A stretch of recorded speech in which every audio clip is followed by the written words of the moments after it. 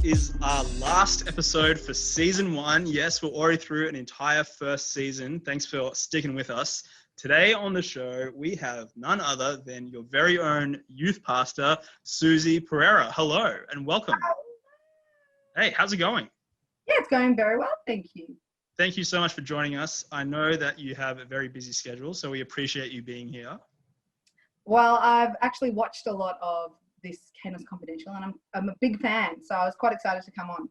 Oh, it's always great to have a fan of the show actually come on. And as I said before, you have a pretty busy schedule because you've recently been given a new position at church. Is that correct? That's correct. I now have a title of associate pastor. So what does the associate pastor title entail? I'm in a lot more meetings. So I have been helping out with the Sunday school, helping current coordinator with overseeing Sunday school, getting in, especially with the online platform, getting things up and going in that regard. I've been working a lot with elders and deacons and looking at how we can grow the church. Well, a lot more before COVID, but how we can grow the church and how we can do do different things in ministry and things like that. I am now on the board, which is a first for me. It's a very first. It sounds pretty serious. Sounds like things are getting pretty serious. Yeah, and I'm a pretty relaxed kind of gal. So, yeah, sure you are. Does that eat into your youth sort of planning time? My youth planning time? Yeah. Yeah, but I've got like a brilliant team behind me. I think I've been the least hands-on this year. A brilliant team of who? Youth leaders. My leaders are great. Oh, I can't wait to meet them. People, my young ones. You can't wait to meet them? Can't wait to meet these great new leaders. Just kidding. That's a self burn as well as a bit of kamikaze. So we haven't been. When was the last time we actually had a church service? Oh, March. I think it was March. So yeah, so it's been a long time. What are you missing most about the big gathering on Sundays? Oh, look, I got to tell you, I do enjoy worshiping with other people, being in that atmosphere of worship. Although we're rocking it at home, like worship is pretty cool at our house. And I really miss just connecting with people after service. So, a lot of the ladies and even gentlemen that I talk to after service, I'm just not getting that, hey, how are you doing? What's happening with life? Let me see your children. Wow, they've grown. Just a little chit chat. It doesn't have to be a whole half an hour phone conversation. It's like 10 minutes. You get a lot out of that. Oh yeah, I've been really missing the post church Gongcha expedition. So for those of you who didn't come to Clayton, you got to jump ship when we're back in the building because there's no bubble tea at Mulgrave. Just saying. People might not know. Sorry, I shouldn't say that. They might not know, especially our younger viewers, how you actually got started in Youth Men. So we know that you're the pastor's daughter, so you were always going to potentially be in some sort of ministry format. But how did you get started in youth ministry? That is very funny, Nigel, because I fought against any ministry leadership my whole life. Oh, why? Oh, I don't want to be a leader. I've never wanted to be a leader. However, having said that, I've always been kind of thrust into leadership positions. Like even I was a school captain at my school. I think when I was in year 10 and 11, because we were the highest year level at that time. And I was voted in by the school body. I didn't actually nominate myself. Wow. They voted me in, yeah. And with youth ministry, we used to be part of a committee. So we were just, also when I started youth, we had 3 people. So if really? It wasn't only me. It would have been. Who are the 3 people? Okay, so check this out. Myself, my sister, and my cousin, right? Okay. However, back then, Dad and Uncle Brian used to run youth. Wow. So it was the 5 of us going on day trips. I remember once we decked out the upstairs of church with leaves. It was meant to be a fall night. And it was just the 5 of us. eating snacks and like having this whole like theme night. Well, A for effort. Yeah.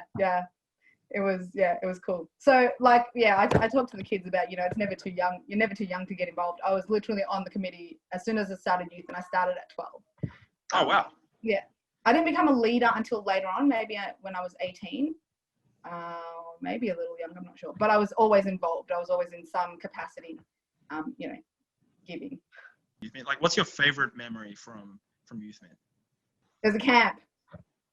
Camps are always epic. But my favorite one was this camp where we organized messy games, like torturous games down at the beach at 5 a.m. And so everyone was pranking everyone at this camp. Like, it was insane. I think someone's car got like, was it soy sauce? Soy sauce? Or I don't know. Anyway, I'm not going to comment on that. Everything was going down. Like, we went around at 5 o'clock in the morning with these horns, waking everyone up. They're in their pajamas, and we rushed them down to the freezing cold beach. And down at the beach, we're playing games where, like, I remember Johnny and Marianne putting their hands into these buckets, which we had frozen jelly. And inside it, they were meant to fish for eyeballs. Now, we were straight up and told them that they were fishing for eyeballs, right? However, apparently they thought that they were like little toy eyeballs. And I don't know if this is like PC, but they were real eyeballs, like cows' eyeballs. And they had the gunky bit on it still, right? So I remember Marianne putting her hand into the bucket and pulling out these eyeballs and screaming, but being so competitive that she didn't let go. So she was like, there's more. I think it was the same camp. Joshua and Timothy Koo, we were playing this watermelon game where you have to like you get the other team out by grabbing their tags, but also cracking their watermelon. And Timothy Koo thought he'd be smart, and he took his watermelon into the ocean because the boundaries banked up onto the beach, onto the water, and he takes it down into the ocean, and it's literally floating, like he didn't even have to carry it. And Joshua McClure chased him down, and you can see them out there, and he's just like, oh, what are you gonna do? What are you gonna do about the watermelon? And Josh McClure picks up the watermelon and starts hitting it on his head, and we're like, he's gonna concuss. He's surely gonna pass out. And he actually cracked it. Cracked it on his head, held it up, won the obstacle course. Yeah, I think if we asked Ash what his favorite memory was, it would also be the watermelon cracking. That's burned into my brain. It was an amazing feat of superhuman endurance. All right, so back to Kainos. Okay, you led a trip to Japan 2 years ago with the Kainos youth on a missions trip. If you had to pick a place to go with our youth group on another missions trip, which destination would you like to go to? Selfishly, I'd like to go to Spain because, I traveled with you to Spain in 2013. And I fell in love with that country. That was just amazing. And my dad said he knew some YWAM people up there, so he's got contacts there. Oh, fantastic. Yeah. So that's been on the back of my mind as a potential trip. But that's a bit selfish. It's purely because I love Spain. Do you feel led anywhere that's not as selfish? Well, if I'm not being selfish, I've been asked to go and minister in Sri Lanka and India. Okay. So it's probably more likely that you're going to take a team to the subcontinent than to Spain. It would be so exciting. Like, yeah, if God wants it, he'll make a way, right? Would you be keen for that? So just say post-COVID, when we can travel and there's a vaccine worldwide, would you be keen to lead a trip again pretty soon? Yeah, absolutely. Japan was actually the first trip that I organized off beginning to end by myself. So I've been involved in a lot of mission trips. I've gone on a lot of ones with schools. I've helped organize ones, but I've never been responsible for a trip. So can I ask you a question? Yes, you can. Knowing that was my first ever organized trip, how did you feel it went? I thought it was great. I had a great time. Oh, great. Well done. Thanks. No problem. All right. So you're still working, right? You're still working from home, teaching from home.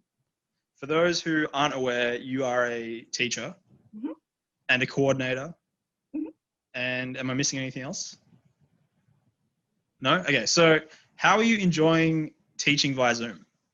Oh, gosh. It's a nightmare. Oh, there are some aspects of it that are good. So I've just discovered how to kick my kids into group work, and how to in Teams I can create different channels for them to work in, and so trying to get them to communicate that way is working a lot better. Otherwise, I'm literally like talking to the screen, and everyone's got their cameras off, right? And I'm like, "Hey guys, how you doing?" And they say nothing to me. It's like, this is a nightmare. Like, I'd rather do it to YouTube, because at least I know no one's meant to be responding, as opposed to like talking to people who are there but pretending like they're deaf or something.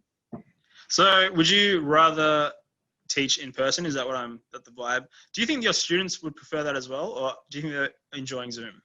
Most of them would prefer the contact. Ah, okay, cool.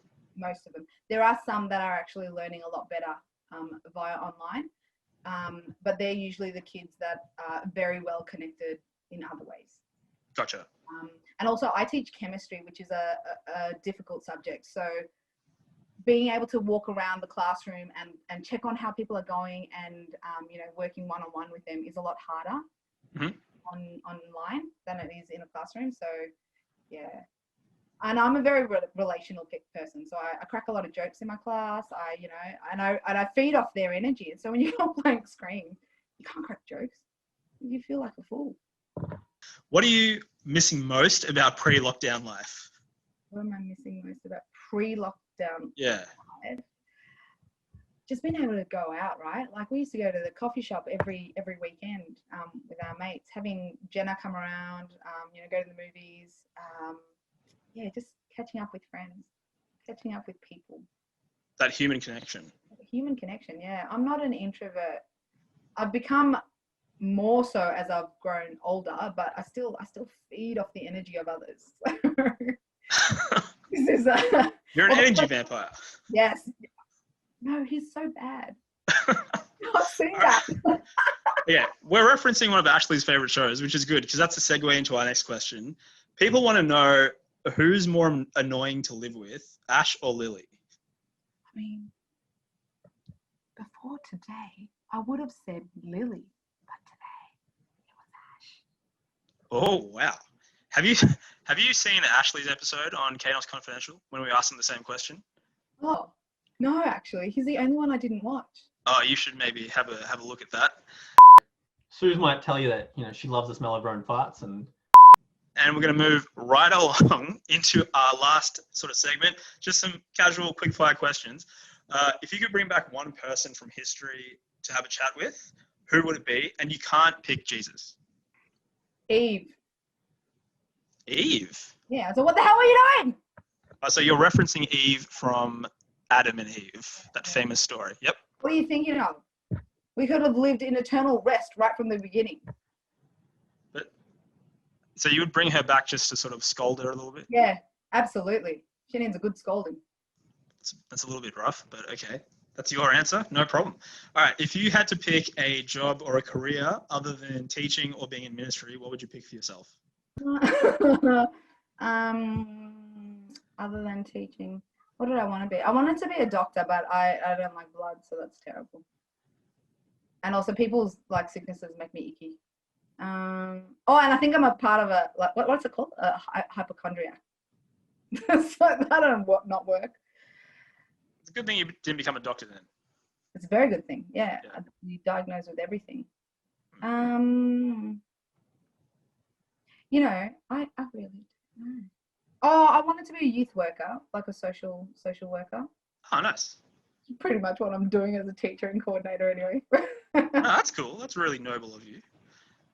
If you had to pick one animal from the Melbourne Zoo to take home as a pet, which animal would you pick? Are they guaranteed to be friendly towards me? Yeah, and don't worry about like space requirements and food and stuff like that. I'd take a lion. Oh, why would you pick a lion? They're beautiful and majestic. And also, I watched a documentary on tigers recently. I'm scared of tigers now. Otherwise, I would have been a tiger. I mean, is there going to be a huge difference between the tiger and the lion? Yeah. Lions are like, it's like comparing, even though a lion is a cat, it's like comparing a dog and a cat. Like, lions are pack people. Like they like the company. Tigers do not. Ah, okay. Okay. Here's a weird one. Would you rather fight 100 frog-sized horses or one horse-sized frog? Okay, so I've given this a lot of thought. Ironically, this was the question that I sat there like really pondering. And I've decided I'm so against slimy things. Like I'm actually afraid of snails because of their slime factor. So I'm going the 100 horses for sure. I hate slime. I hate 100 little horses. well because it's slimy. Yep, 100 little horses. All right, fair enough. Do I have to fight them? Why do I have to fight them? Look, I just ask the questions. Other people send them in. Don't ask me. Because I feel like I just step on them as well. Like, you know, big boots. Yeah, that's true. That's a good strategy. But you're going to have to like listen to the dying screams of 1,000 horses. It's kind of sad. Oh. Whereas frogs don't really make noise, do they? Do I have to kill them? What was the question again? You have to kill them, yeah. I have to kill them. I can suffocate them. They'll fit in a room. Like, how are you going to suffocate such a big animal like a frog? That's so much more morbid. Ugh. All right. Okay. This is our second last question. Right. If you're going to be stranded on a desert island, what 3 objects would you take with you to survive?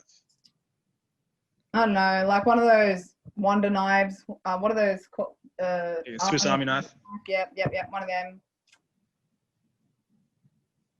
A battery, a solar charged Kindle full of books. Okay, yep.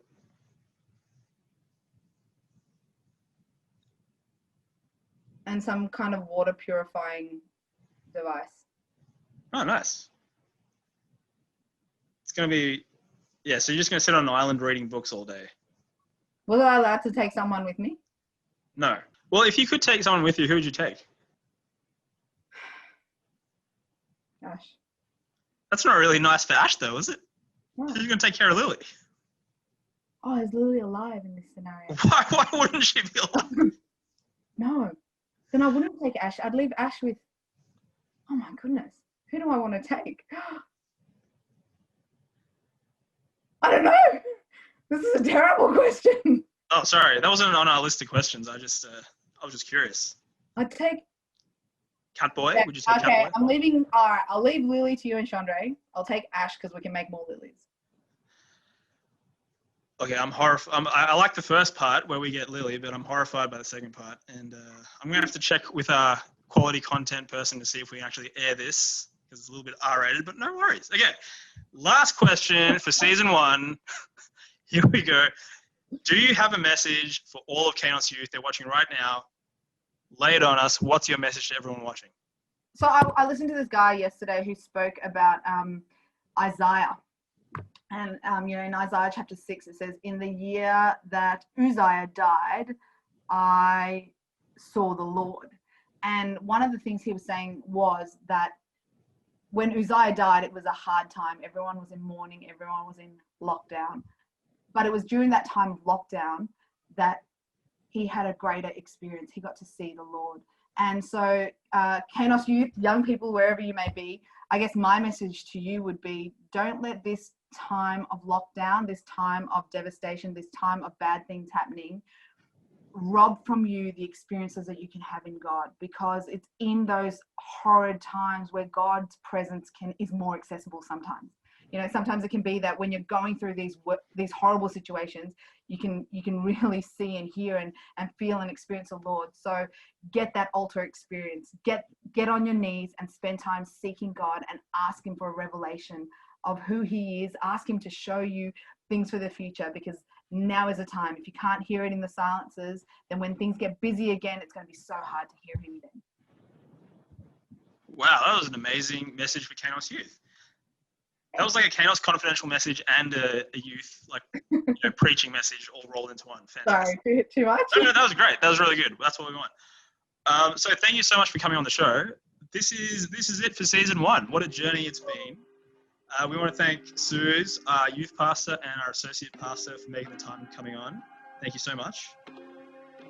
Thank you for having me. It's been a pleasure. We want to also thank all the guests that have been on season 1, all the people that made it happen. I need to shout out our executive producer, Jenna Daniel, who works tirelessly behind the scenes to make this all happen. Yes, big claps for Jenna. Our key grip, our gaffer, director of photography, hair and makeup, and also an executive producer, Chandra Pereira. That's my wife. I'm going to give her a shout out. For all of you who have tuned in and watched and sent in support, sending questions, and giving us feedback, we want to say thanks to all of you watching. We'll be back again for season 2 shortly. In the meantime, if you have any suggestions for who you want to see on the show, if you have a new Zoom background for me, if you have any questions you want to ask people, send them in. Stay connected, and we'll see you very soon.